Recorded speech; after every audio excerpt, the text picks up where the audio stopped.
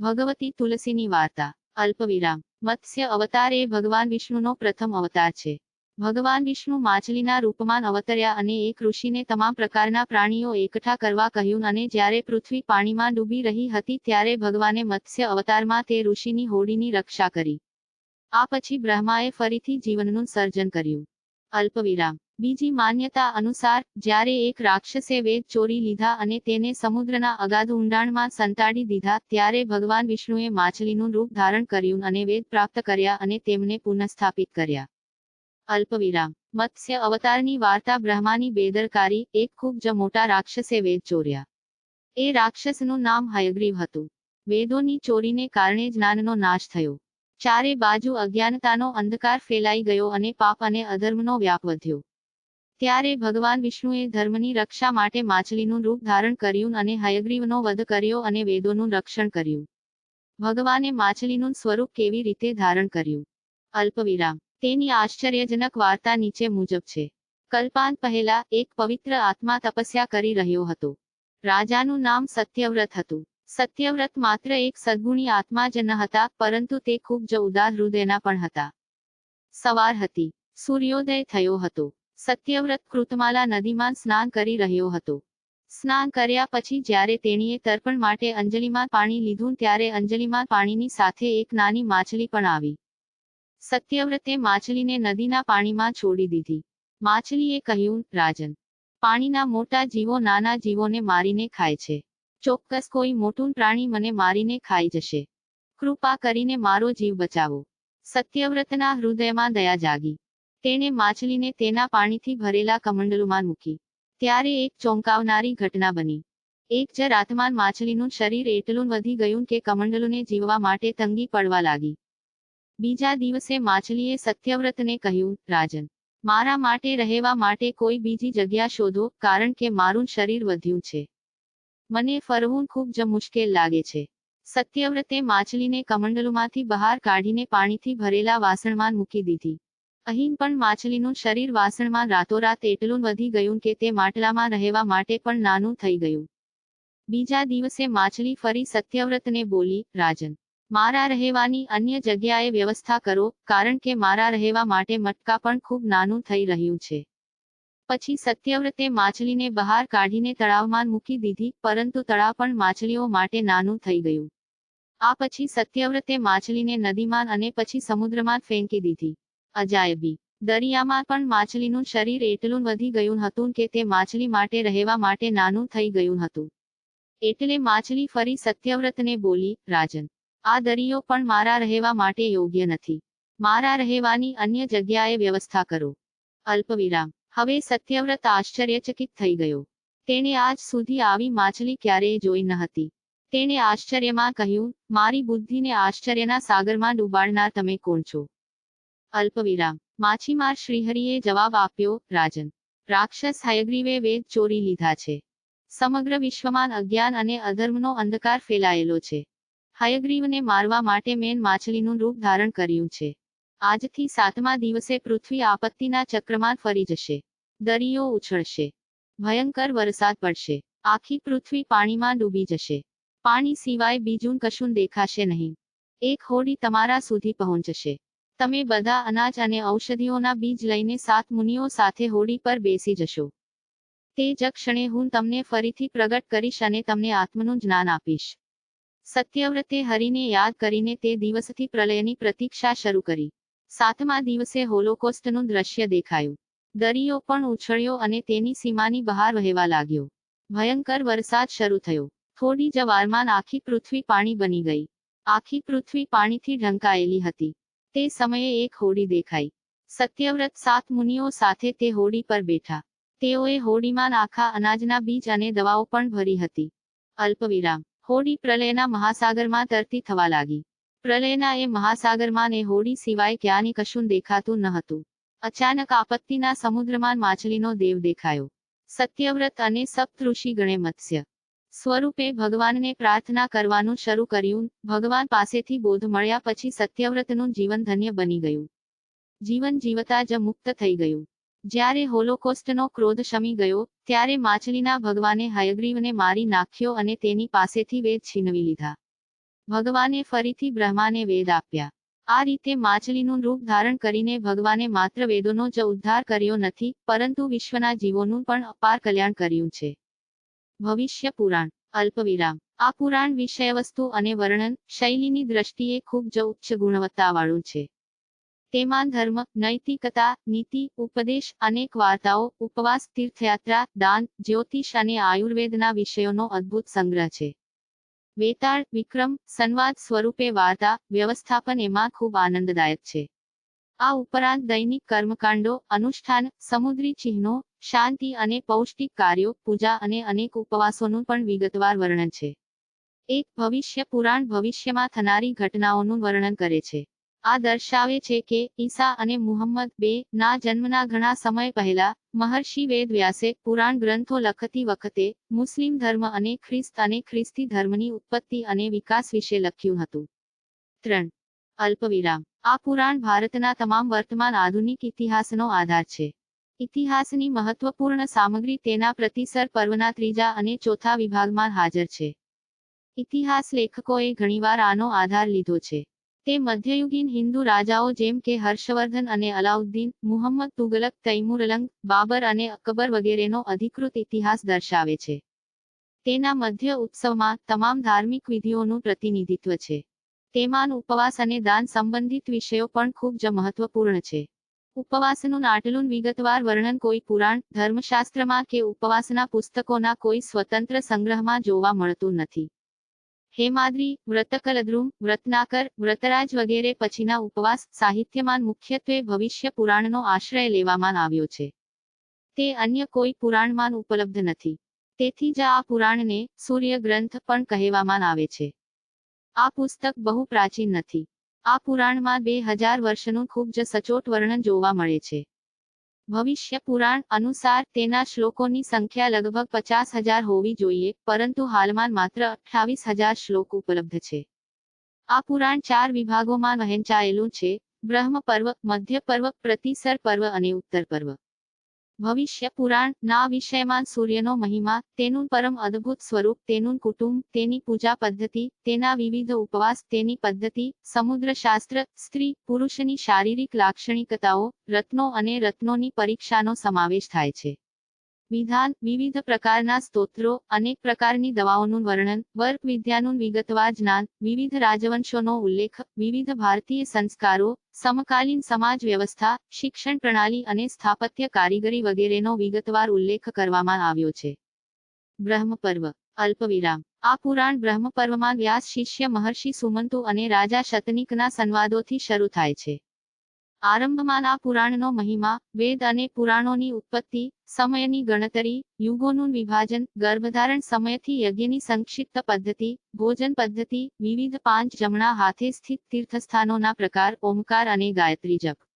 મહત્વ, નમસ્કાર પદ્ધતિ, માતા, પિતા અને ગુરુના મહિમાનું વર્ણન, વિવાહ યોગ્ય સ્ત્રીઓના શુભ અને અશુભ સંકેતો, પંચ મહાયજ્ઞ, પુરુષો અને રાજપુરુષોના શુભ અને અશુભ સંકેતો, ઉપવાસ ઉપાસના પદ્ધતિ, સૂર્ય ઉપાસનાનું મહાત્મ્ય અને તેને લગતી કથાઓ વિગતો પ્રાપ્ત થાય છે. અલ્પવિરામ. આ ઉત્સવમાં જમણી બાજુએ આવેલા 5 તીર્થ, દેવ તીર્થ, પિતૃ તીર્થ, બ્રહ્મ તીર્થ, પ્રજાપત્ય તીર્થ અને સૌમ્ય તીર્થનું વર્ણન કરવામાં આવ્યું છે. અલ્પવિરામ. દેવ તીર્થમાં બ્રાહ્મણને જમણા હાથે આપેલી દક્ષિણા વગેરે આવે છે. અલ્પવિરામ. પિતૃ તીર્થમાં તર્પણ અને પિંડ દાન જેવા કર્મોનો ઉલ્લેખ છે. અલ્પવિરામ. બ્રહ્મ તીર્થમાં આચમન વગેરે કાર્યો આવે છે. અલ્પવિરામ. પ્રજાપત્ય તીર્થમાં લગ્ન સમયે લગ્નહોત્ર વગેરે વિધિઓ. અલ્પવિરામ. સૌમ્ય તીર્થમાં દેવતા કાર્ય, ઉપાસના વગેરે માટે કરેલા કાર્યો. અલ્પવિરામ. આમાં અગાઉ દર્શાવેલ પંચ મહાયજ્ઞો નીચે મુજબ છે. અલ્પવિરામ. 1. બ્રહ્મ યજ્ઞ. અલ્પવિરામ. 2. પિતૃ યજ્ઞ. અલ્પવિરામ. અલ્પવિરામ. અલ્પવિરામ. અલ્પવિરામ. x_d_0 ગ્રામ 0, dev_x_1 ગ્રામ 5. આ યજ્ઞો તેમના નામ પ્રમાણે કરવામાં આવે છે. ઉદાહરણ તરીકે, બ્રહ્મ મુહૂર્તમાં ભગવાન માટે કરવામાં આવતો યજ્ઞ બ્રહ્મ યજ્ઞ છે. પિતૃઓની તૃપ્તિ અને પ્રસન્નતા માટે કરવામાં આવતો યજ્ઞ પિતૃ યજ્ઞ છે. દેવતાઓની તૃપ્તિ માટે કરવામાં આવતો યજ્ઞ દેવ યજ્ઞ છે. સર્વ જીવોની તૃપ્તિ, સુખ શાંતિ માટે કરવામાં આવતા યજ્ઞને ભૂત યજ્ઞ કહેવાય છે અને અતિથિની સેવામાં પ્રવૃત્ત થવાને અતિથિ યજ્ઞ કહેવાય છે. આ તહેવારમાં સ્ત્રી પુરુષના શુભ અને અશુભ સંકેતોની ચર્ચા કરતી વખતે બ્રહ્માજી કાર્તિકેયને કહે છે કે જે સ્ત્રીની ગરદનમાં રેખાઓ છે અને આંખોના ખૂણાઓનો થોડો સફેદ ભાગ લાલ થઈ ગયો છે, જે ઘરમાં તે સ્ત્રી જાય છે, તે ઘર ધીમે ધીમે વધે છે. જેમના ડાબા હાથ, કાન અથવા ગળામાં છછુંદર અથવા મસો છે, તેમનું પ્રથમ સંતાન એક પુત્ર છે. અલ્પવિરામ. મધ્ય પર્વ. અલ્પવિરામ. આ તહેવારમાં મુખ્યત્વે યજ્ઞ કર્મની શાસ્ત્રીય સમજૂતી પ્રાપ્ત થાય છે. 4 પ્રકારના મહિના. અલ્પવિરામ. 1. ચંદ્રમાસ. અલ્પવિરામ. 2. સૂર્યમાસ. અલ્પવિરામ. 3. નક્ષત્ર માસ અને અલ્પવિરામ. 4. શ્રાવણ માસમાં પણ આ તહેવારનું વર્ણન કરવામાં આવ્યું છે. અલ્પવિરામ. શુક્લ પક્ષ પ્રતિપદાથી અમાવસ્યા માસનો ચંદ્રમાસ. અલ્પવિરામ. સંક્રાંતિથી બીજા સૌર માસ માન સૂર્યનો એક રાશિમાં પ્રવેશવાનો સમય. અલ્પવિરામ. અશ્વિન નક્ષત્રથી પૂર્ણાહુતિ માસ સુધીનો સમયગાળો કોઈપણ તારીખથી 30 દિવસ પછી આવતી તિથિને શ્રાવણ માસ કહે છે. અલ્પવિરામ. શ્રાદ્ધ કર્મ, પિતૃકર્મ વગેરે ચંદ્રમાસ માં કરવા જોઈએ. અલ્પવિરામ. સૌર માસમાં લગ્ન, યજ્ઞ, ઉપવાસ, સ્નાન વગેરે ધાર્મિક વિધિઓ કરવા માટેનો કાયદો છે. અલ્પવિરામ. સોમ અથવા પિતૃગણનું કાર્ય નક્ષત્ર માસ માં થાય છે. અલ્પવિરામ. પ્રાયશ્ચિત, અન્નપ્રાશન, મંત્રોપાસન, રાજકર, યજ્ઞના દિવસોની ગણતરી વગેરે શ્રાવણ મહિનામાં કરવા જોઈએ. અલ્પવિરામ. જે માસમાં પૂર્ણ ચંદ્ર ન હોય અને સૂર્ય, ચંદ્રની તારીખોના સરવાળાથી 30 દિવસ સુધી સંક્રમણ ન હોય તેને માલ માસ કહેવાય છે. આ મહિનામાં કોઈ શુભ કાર્યો કરવામાં આવતા નથી. આ ઉત્સવમાં સૂતજી અલગ અલગ તિથિઓ પર કરવામાં આવતી વિશેષ ક્રિયાઓના ફળનું પણ વર્ણન કરે છે. અલ્પવિરામ. શુક્લ પક્ષની બીજી તારીખે ગુરુવાર હોય તો તે દિવસે અગ્નિની પૂજા કરવાથી મનોકામના પૂર્ણ થાય છે, તે પ્રમાણે ધન, સંપત્તિ મળે છે. અલ્પવિરામ. અષાઢ અને શ્રાવણ માસમાં મિથુન, કર્ક રાશિના સૂર્યમાન બીજી તિથિએ વિષ્ણુનું વ્રત અને પૂજા કરવાથી સ્ત્રી વિધવા થતી નથી. એ જ રીતે અન્ય તિથિઓમાં કરવામાં આવતી પૂજાથી શું પ્રાપ્ત થાય છે, તેનો વિગતવાર ઉલ્લેખ કરવામાં આવ્યો છે. અલ્પવિરામ. આ ઉત્સવમાં બગીચા, સંક્રમણ ભૂમિ, જળાશયો, તુલસી અને મંડપ વગેરેના અભિષેકની શાસ્ત્રીય પદ્ધતિઓનો ઉલ્લેખ કરવામાં આવ્યો છે. ઘરગથ્થુ, સર્જન, પાતાળ, ભૂગોળ, જ્યોતિષ, બ્રાહ્મણોની મહાનતા, માતા પિતા અને ગુરુઓનો મહિમા, વૃક્ષારોપણનું મહત્વ વગેરેની ઉપયોગિતાનું વિગતવાર વર્ણન કરવામાં આવ્યું છે.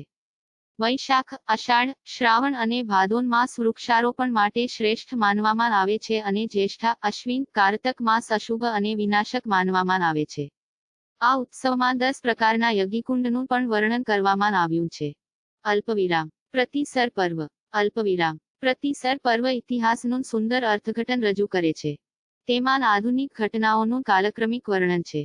ઈસુ ખ્રિસ્તનો જન્મ, તેમનો ભારત પ્રવાસ, મુહમ્મદ સાહેબનો દેખાવ, રાણી વિક્ટોરિયાનું રાજ્યારોહણ, સતયુગના રાજવંશોનું વર્ણન, ત્રેતાયુગના સૂર્યવંશી અને ચંદ્રવંશી રાજાઓનું વર્ણન, દ્વાપર યુગના ચંદ્રવંશી રાજાઓનું વર્ણન, મ્લેચ્છમાં યોજાનાર કલિયુગના રાજાઓ અને તેમની ભાષાઓનું વર્ણન, નોહની પ્રલયની વાર્તા, મગધના વંશના રાજા નંદ, બૌદ્ધ રાજાઓ અને ચૌહાણ અને પરમાર વંશના રાજાઓ પણ તેમાં જોવા મળે છે. ભવિષ્ય પુરાણ, રાજવંશો સંબંધિત ઘણી વાર્તાઓ દ્વારા માનવ જીવનના આદર્શ મૂલ્યોની સ્થાપના માટે પ્રેરણા આપનાર અગ્રણી છે. આ પુરાણમાં પ્રખ્યાત બેતાલ વાર્તાઓ, વિક્રમ બેતાલ વાર્તાઓ અથવા બેતાલ પચીસી વાર્તાઓનો પણ ઉલ્લેખ છે. જીમુતવાહન અને શંખચૂડની પ્રખ્યાત વાર્તા પણ આ પુરાણમાં ઉપલબ્ધ છે.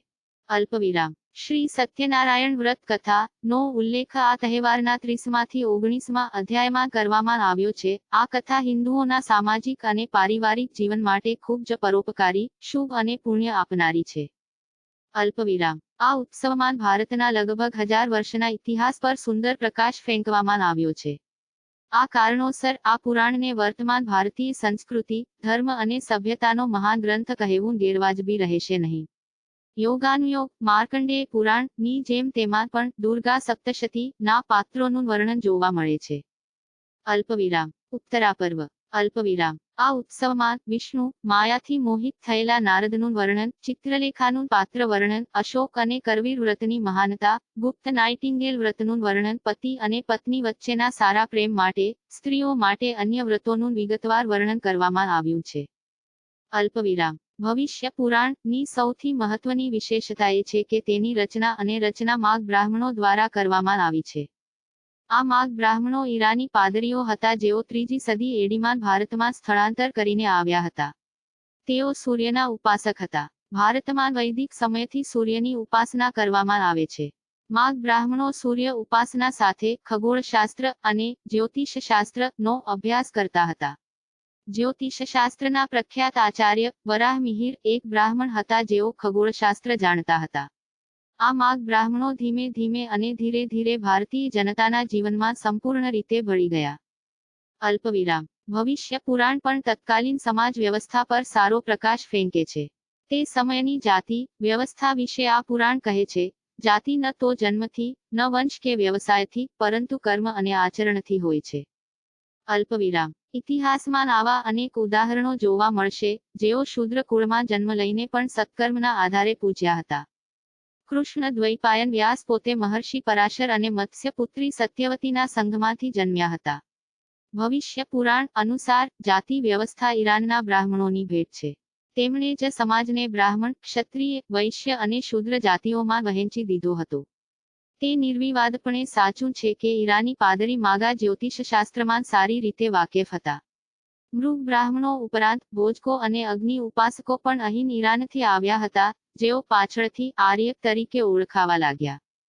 અલ્પવિરામ. ભવિષ્ય પુરાણ અનુસાર દક્ષની પુત્રી સંજ્ઞાના લગ્ન સૂર્ય સાથે થયા હતા. તેમાંથી યમ અને યમુનાનો જન્મ થયો હતો. આ પુરાણમાં સૂર્ય ઉપાસનાની પદ્ધતિનું વિગતવાર વર્ણન કરવામાં આવ્યું છે. રક્તચંદન, કરવીરના ફૂલ અને ગોળથી બનેલું છે. સૂર્યોપાસનાની પૂજા માટે ખાદ્ય પદાર્થોને યોગ્ય માનવામાં આવે છે. સૂર્ય ઉપરાંત ભગવાન ગણેશની પૂજા અને સ્વર્ગ અને નરકનું પણ વિગતવાર વર્ણન આ પુરાણમાં જોવા મળે છે. રૌરવને નરકનું દુઃખ સહન કરવું પડશે, પછી ભલે તે બ્રાહ્મણ હોય. અલ્પવિરામ. શિક્ષણ પ્રણાલી વિશે વિગતવાર ચર્ચા કરતા ભવિષ્ય પુરાણ કહે છે કે માત્ર 5 પ્રકારના ગુરુ છે. અલ્પવિરામ. 1. વેદોનું રહસ્ય સમજાવનાર આચાર્ય. જીવે છે. વેદ, પુરાણ, રામ છે, યાન અને મહાભારતનો સંપૂર્ણ અભ્યાસ કર્યો છે અને સૂર્ય, શિવ, વિષ્ણુ વગેરેની ઉપાસના પદ્ધતિઓનું સંપૂર્ણ જ્ઞાન છે. અલ્પવિરામ. ભવિષ્ય પુરાણ માનવ્રત અને ઉપવાસના વિગતવાર વર્ણન સાથે મંદિર નિર્માણની પ્રક્રિયાનો પણ વિગતવાર ઉલ્લેખ કરવામાં આવ્યો છે. મંદિરોના નિર્માણમાં સ્થાપત્યનું આબેહૂબ વર્ણન પણ આ પુરાણમાં જોવા મળે છે. સૂર્ય મંદિરમાં રહેલી સૂર્ય મૂર્તિઓ વિશે પણ વિગતવાર જણાવવામાં આવ્યું છે. અલ્પવિરામ. સમાજની આર્થિક સ્થિતિ વિશે ભવિષ્ય પુરાણ માં વધુ માહિતી ઉપલબ્ધ નથી. માત્ર અમુક પ્રકારના વેતનનો ઉલ્લેખ છે. જો અગાઉથી વેતન નક્કી ન હોય તો કુલ થયેલા કામની ગણતરી કરીને વેતન આપવું જોઈએ. સામાન્ય રીતે તે સમયગાળા દરમિયાન પાના રૂપમાં વેતન આપવામાં આવતું હતું. 20 રૂપિયાની એક કાકીની અને 4 કાકીની પાસે એક પાન હતું. રાખી. ભવિષ્ય પુરાણની વાર્તા. અલ્પવિરામ. ભવિષ્ય પુરાણની એક વાર્તા અનુસાર એકવાર દેવતાઓ અને દૈત્ય દાનવો વચ્ચે 12 વર્ષ સુધી યુદ્ધ થયું, પરંતુ દેવતાઓ વિજયી ન થયા. હારના ડરથી ઇન્દ્ર દુઃખી થયા અને ચર્ચા માટે ગુરુ બૃહસ્પતિ પાસે ગયા. ગુરુ બૃહસ્પતિના સૂચન પર ઇન્દ્રની પત્ની મહારાણી શચીએ શ્રાવણ શુક્લ પૂર્ણિમાના દિવસે ઉપવાસ કરીને રક્ષાસૂત્રો તૈયાર કર્યા અને સ્વસ્તિવચન સાથે બ્રાહ્મણની હાજરીમાં ઇન્દ્રાણીએ તે દોરો ઇન્દ્રના જમણા કાંડામાં બાંધ્યો, જેના પરિણામે તમામ ઇન્દ્ર સહિતના દેવોની પૂજા કરવામાં આવી હતી. દાનવોનો વિજય થયો હતો. અલ્પવિરામ. સંરક્ષણ કાયદા સમયે નીચેના મંત્રોનો જાપ કરવામાં આવ્યો હતો, જેનું આજે પણ વિધિવત પાલન કરવામાં આવે છે. અલ્પવિરામ. યેન બદ્દોબલી રાજા દાનવેન્દ્ર મહાબલ. _ આ મંત્ર. આનો અર્થ એ છે કે હું તમને રાક્ષસોના મહાન શક્તિશાળી રાજા બાલી સાથે બાંધું છું, જેની સાથે તે બાંધવામાં આવ્યો હતો. ઓ રક્ષા કરો. રક્ષાસૂત્ર. તમે ખસતા નથી, તમે નથી ચાલતા. ભવિષ્ય પુરાણ વિશિષ્ટ સ્થાન. અલ્પવિરામ. ભવિષ્ય પુરાણ વાંગમયમાં વિશેષ સ્થાન ધરાવે છે. આ પુરાણ આજના સંદર્ભમાં ખૂબ જ ઉપયોગી છે. વર્તમાનમાં ભવિષ્ય પુરાણમાં માત્ર 28,000 શ્લોકો જ ઉપલબ્ધ છે. વ્યાસજીની દ્રષ્ટિ એટલી દૈવી હતી કે તેમણે આ પુરાણમાં ભવિષ્યમાં થવાના તમામ રહસ્યો પહેલેથી જ લખી દીધા હતા. આ પુરાણમાં નંદવંશ, મૌર્ય વંશ, બાબર, હુમાયુ, તૈમૂર, શિવાજી, મહાદજી સિંધિયા વગેરેનું વર્ણન પણ વ્યાસજી દ્વારા આ પુરાણમાં કરવામાં આવ્યું છે.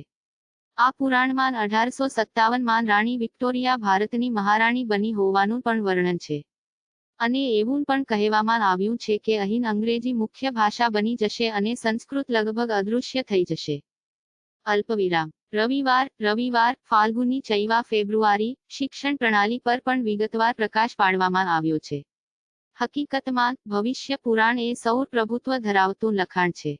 ભવિષ્ય પુરાણમાં દર્શાવેલ સૂર્ય ઉપાસના અને તેના મહત્વનું વર્ણન ક્યાંય નથી. સૂર્યનો મહિમા, તેનું સ્વરૂપ, કુટુંબ, પૂજા પદ્ધતિ વગેરેનું પંચદેવોમાં ગણના ખૂબ જ વિચિત્ર વર્ણન છે. જે પુરાણની કથા સાંભળે છે અને તેનું વર્ણન કરે છે તેને પણ ઉત્તમ ફળ મળે છે. અલ્પવિરામ. એકવાર કુમાર કાર્તિકેય ભગવાન સૂર્યના દર્શન કરવા ગયા. તેઓએ ખૂબ જ ભક્તિપૂર્વક તેમની પૂજા કરી. પછી ભગવાન સૂર્યના આદેશથી તે ત્યાં બેસી ગયો. થોડા સમય પછી તેણે આવા બે દ્રશ્યો જોયા જેનાથી તે ખૂબ જ આશ્ચર્યચકિત થઈ ગયો. તેઓએ જોયું કે એક માણસ દૈવી વિમાનમાંથી આવ્યો હતો. ભગવાન સૂર્ય તેમને જોતાની સાથે જ ઊભા થયા. પછી તેમના શરીરને સ્પર્શ કરીને અને તેમના માથાને સ્પર્શ કરીને તેમણે તેમના ભક્તો પ્રત્યે તેમની ભક્તિ વ્યક્ત કરી અને તેઓને તેમની પાસે બેસાડ્યા અને મીઠી વાતો કરી. ભગવાન સૂર્યની પાસે આવનાર વ્યક્તિનું પણ સન્માન કરવામાં આવ્યું. ભગવાન સૂર્ય એ જ રીતે તેમને પોતાની પાસે બેસાડ્યા. સ્વયં ભગવાન બ્રહ્મા, વિષ્ણુ, મહેશ દ્વારા પૂજવામાં આવતા કાર્તિકેય કુમાર માટે આશ્ચર્યની વાત હતી કે ભગવાન સૂર્યએ બે સામાન્ય લોકો સાથે આટલું વર્તન કેમ કર્યું. કુમારે પોતાનું આશ્ચર્ય ભગવાન સૂર્યની સામે રાખ્યું અને પૂછ્યું, પ્રભુ, આ બંને સજ્જનોએ એવું શું સારું કામ કર્યું કે તમે તેમને માન આપો છો? મને વાર્તાકારો ગમે છે. મને યમ, શનિ, મનુ, તૃપ્તિ ગમે તેટલી વાર્તા કહેનારને ગમતી નથી. મને ધૂપ, દીપ વગેરે કરીને પણ પૂજા કરવામાં જેટલો આનંદ મળતો નથી, જેટલો આનંદ વાર્તાઓ સંભળાવવામાં આવતો નથી. આ સજ્જન વાર્તાકાર છે. તેથી જ હું તેમના પર ખૂબ પ્રસન્ન છું. વાર્તા પૂરી થયા પછી તેણે વાર્તાકારની પરિક્રમા કરી અને તેને સોનું દાન કર્યું. વાર્તાકારને માન આપીને તેણે આદરપૂર્વક વાર્તા સાંભળી, તેથી મારો તેમના પ્રત્યેનો પ્રેમ ઘણો વધી ગયો. આ રીતે ઇતિહાસ પુરાણની કથા સાંભળવી અને પઠન કરવી, પુરાણોની પૂજા કરવી અને પુરાણો બોલનાર ભગવાનને સૌથી પ્રિય છે. યુગોનું વિભાજન, 16 સંસ્કારો, ગાયત્રી જપનું મહત્વ, મહિમા, યજ્ઞ પુલોનું વર્ણન, મંદિર નિર્માણ વગેરેનું વિગતવાર વર્ણન કરવામાં આવ્યું છે. ભવિષ્ય પુરાણમાં શ્રાદ્ધના 96 પ્રસંગો જણાવવામાં આવ્યા છે. આ પાસામાં વિધિ પ્રમાણે શ્રાદ્ધ કરવાથી પિતૃઓ સંતુષ્ટ થાય છે. જો કે ભવિષ્ય પુરાણમાં શ્રાદ્ધના 96 પ્રસંગો આપવામાં આવ્યા છે. શ્રાદ્ધમાં વિધાન ઓછું, શ્રદ્ધાનું વધુ મહત્વ છે. જો તમે સૂર્યોદય સમયે પૂજ્યભાવથી સ્નાન કરો અને સૂર્યને કાળા તલથી બાળી લો અથવા ગીતાના 7મા અધ્યાયનો સંકલ્પ સાથે પાઠ કરો અને તેનું પુણ્ય પિતૃઓને અર્પણ કરો તો પિતૃઓ તૃપ્ત થાય છે અને ધન, યશ અને કીર્તિ પ્રાપ્ત કરે છે. અને પૌત્રો વધે છે. તેમણે કહ્યું કે ભવિષ્ય પુરાણમાં કહેવામાં આવ્યું છે કે અમાયુદુનું ક્રાંતિ ધૃતિ પટ મહાલય અષ્ટકનાવષ્ટક પૂર્વેદ્યુ શ્રદ્ધૈર્નવતિશત. એટલે કે 12 મહિનાની અમાવસ્યા, 4 યુગાદી તિથિઓ, 14 મનુષ્યની શરૂઆતની 14 માનવદીઠ તિથિઓ, 12 સંક્રાંતિ, 12 વૈધૃતિ યોગ, 12 વૈત્તિ યોગ, 15 મહાલય શ્રાદ્ધ, 5 અષ્ટક, 5 અન્વસ્તક અને 5 પૂર્વેદ્યુના પ્રસંગો છે. શ્રાદ્ધ. અલ્પવિરામ. આ સિવાય પિતૃ પક્ષની દરેક તિથિ શ્રાદ્ધ માટે પવિત્ર હોય છે, પરંતુ તેમાં પણ કેટલીક તિથિઓ ખાસ મહત્વની હોય છે. ચોથ કલ્યાણી અથવા ચોથ ભરણી, કલ્યાણી પંચમી અથવા ભરણી પંચમી, માતૃ નવમી, ઘટ ચતુર્દશી, સર્વ પૌત્ર અમાવસ્યા પ્રતિપદા. શ્રમ પુરાણ. અલ્પવિરામ. બ્રહ્મ પુરાણ ગણતરીની દૃષ્ટિએ પ્રથમ ગણાય છે. પરંતુ આનો અર્થ એ નથી કે તે સૌથી જૂનું છે. સમયના દૃષ્ટિકોણથી તે ખૂબ પાછળથી રચવામાં આવ્યું છે. આ પુરાણમાં બ્રહ્માની પૂજા કરવાનો નિયમ છે. આમાં બ્રહ્મા સર્વોપરી માનવામાં આવે છે. તેથી જ આ પુરાણને પ્રથમ સ્થાન આપવામાં આવ્યું છે. કર્મકાંડના વધારાને કારણે તત્કાલીન સમાજમાં જે વિકૃતિઓ ફેલાઈ હતી તેનું વિસ્તૃત વર્ણન પણ આ પુરાણમાં જોવા મળે છે. આ સમગ્ર સૃષ્ટિ બ્રહ્માની ઈચ્છાનું પરિણામ છે. તેથી જ તેમની પ્રથમ પૂજા કરવામાં આવે છે. તેથી આ પુરાણમાં સૌ પ્રથમ સૂર્ય નારાયણની પૂજા કરવામાં આવી છે. આ પુરાણમાં સૂર્ય વંશનું વર્ણન પણ વિગતવાર છે. સૂર્યદેવની ઉપાસના, મહિમા એ તેનો મુખ્ય વિષય છે. બ્રહ્માંડ પુરાણ. અલ્પવિરામ. તમામ મહાન પુરાણોમાં બ્રહ્માંડ પુરાણ છેલ્લું પુરાણ હોવાથી ખૂબ જ મહત્વપૂર્ણ છે.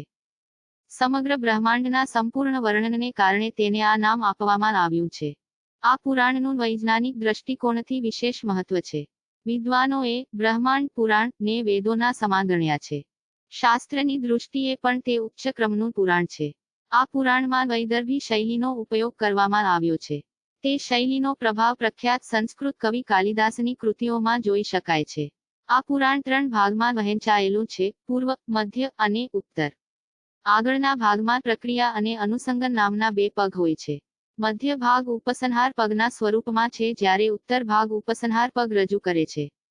આ પુરાણમાં લગભગ 12,000 શ્લોકો અને 156 અધ્યાય છે. અલ્પવિરામ. પૂર્વાભાગ. અલ્પવિરામ. પૂર્વ ભાગમાં મુખ્યત્વે નૈમિષિકોપાખ્યાન, હિરણ્યગર્ભ, સમૃદ્ધિ, કલ્પયુગની રચના, કૃષ્ણાદિ દેવતાઓ, કલ્પાદિની રચના અને પરિણામોનો સમાવેશ થાય છે.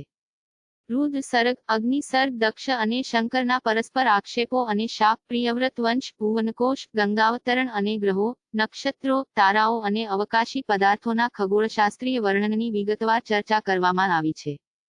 આ ભાગમાં સમુદ્ર મંથન, વિષ્ણુ દ્વારા લિંગ ઉત્પત્તિની વાર્તા, મંત્રોના વિવિધ ભેદ, વેદોની શાખાઓ અને માનવતોપાખ્યાનનો ઉલ્લેખ છે. તેમજ પરશુરામના પાત્રની વિગતવાર વાર્તા, રાજા સાગરની વંશ પરંપરા, ભગીરથ દ્વારા ગંગાની પૂજા, શિવોપાસના, ગંગાને પૃથ્વી પર લાવવાનો વ્યાપક સંદર્ભ અને સૂર્ય અને ચંદ્ર વંશના રાજાઓનું પાત્ર વર્ણન.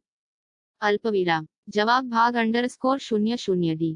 જવાબ ભાગમાં ભાવિ મન્વંતરસની ચર્ચા છે. ત્રિપુરા સુંદરીની પ્રસિદ્ધ કથા, લલિતોપાખ્યાન નું વર્ણન, ભંડાસુરની ઉત્પત્તિની વાર્તા અને તેના વંશજોના વિનાશનો અહેવાલ વગેરે પ્રાપ્ત થાય છે. તેથી વાયુ પુરાણ ને મહાપુરાણોમાં સ્થાન મળતું નથી. આ પુરાણ પાપોનો નાશ કરનાર, પુણ્ય આપનાર અને સૌથી પવિત્ર માનવામાં આવે છે. કીર્તિ, ઉંમર અને સમૃદ્ધિ વધારવા માટે આ પુરાણ છે. આમાં ધર્મ, નૈતિકતા, નીતિ, પૂજા, અર્ચના અને જ્ઞાન, વિજ્ઞાનની મહત્વપૂર્ણ માહિતી ઉપલબ્ધ છે. બ્રહ્માએ આ જ્ઞાન વસિષ્ઠને, વસિષ્ઠે તેમના પૌત્ર પરાશરને, પરાશરે જટુકર્ણ્ય ઋષિને, જટુકર્ણ્ય દ્વૈપાયનને, દ્વૈપાયન ઋષિએ તેમના 5 શિષ્યો, જૈમિની, સુમંતુ, વૈશંપાયન, પૈલવ અને લોમહર્ષને આ જ્ઞાન આપ્યું હતું. લોમહર્ષન સૂતજીએ ભગવાન વેદવ્યાસ પાસેથી સાંભળ્યું. પછી સૂતજીએ નૈમિષારણ્ય ખાતે ભેગા થયેલા ઋષિઓને આ પુરાણની કથા સંભળાવી. એવું કહેવાય છે કે પ્રાચીન ભારતીય ઋષિને જાવા ટાપુ પર વર્તમાન ઇન્ડોનેશિયા લઈ ગયા હતા. આ પુરાણનો અનુવાદ તે સ્થળની પ્રાચીન કવિ ભાષામાં કરવામાં આવ્યો હતો, જે આજે પણ ઉપલબ્ધ છે. આ કર્મભૂમિ ભાગીરથી ગંગાની ઉત્પત્તિથી કન્યાકુમારી સુધી વિસ્તરેલી છે, જેમાં 9,000 યોજનોનો વિસ્તાર છે. તેમાં પૂર્વમાં કિરાત જાતિ અને પશ્ચિમમાં મ્લેચ્છ યવન વસે છે. ચારેય વર્ણોના લોકો મધ્ય ભાગમાં રહે છે. તેમાં 7 પર્વતો છે. ગંગા, સિંધુ, સરસ્વતી, નર્મદા, કાવેરી, ગોદાવરી વગેરે જેવી સેંકડો પવિત્ર નદીઓ છે. આ દેશ કુરુ, પંચાલ, કલિંગ, મગધ, શાલ્વ, કૌશલ, કેરળ, સૌરાષ્ટ્ર વગેરે જેવા અનેક જિલ્લાઓમાં વહેંચાયેલો છે. આ આર્યોની ઋષિભૂમિ છે. અલ્પવિરામ. સમયની ગણતરીનો પણ આ પુરાણમાં ઉલ્લેખ છે. આ ઉપરાંત તેમાં 4 યુગોનું વર્ણન પણ આપવામાં આવ્યું છે. આ પછી પરશુરામ અવતારની કથા વિગતવાર આપવામાં આવી છે. રાજવંશોનું વર્ણન પણ ખૂબ જ રસપ્રદ છે. રાજાઓના ગુણો અને અવગુણોની નિરપેક્ષપણે ચર્ચા કરવામાં આવી છે. રાજા ઉત્તાનપદના પુત્ર ધ્રુવનું પાત્ર ઉગ્ર સંઘર્ષ દ્વારા સફળતા હાંસલ કરવાનો નિશ્ચય દર્શાવે છે. ગંગાવતરણની કથા શ્રમ અને વિજયની અનોખી ગાથા છે. કશ્યપ, પુલસ્ત્ય, અત્રિ, પરાશર વગેરે ઋષિઓની કથા પણ ખૂબ જ રસપ્રદ છે. વિશ્વામિત્ર અને વસિષ્ઠના ટૂચકાઓ ખૂબ જ રસપ્રદ અને ઉપદેશક છે. એવું કહેવામાં આવ્યું છે કે જે વ્યક્તિ દેવતાઓ અને બ્રાહ્મણોની સંપત્તિ, રત્ન અને આભૂષણો વગેરેની ચોરી કરે છે તેને તરત જ મારી નાખવો જોઈએ.